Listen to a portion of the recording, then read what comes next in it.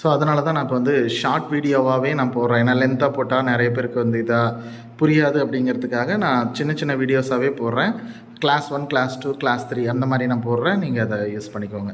So இந்த நம்ம ஏற்கனவே நான் ஃபஸ்ட்டு பார்ட்டில் நான் சொன்ன மாதிரி டென்சஸும் பார்ட்ஸ் ஆஃப் ஸ்பீச்சும் தான் பேசிக். ஸோ அதில் இப்போ டென்சஸில் வந்து பார்த்திங்கன்னா 3 காலங்கள் இருக்கும். Present, past, future. அந்த ஒவ்வொரு காலத்துலேயும் நமக்கு 4 காலம் இருக்கும்.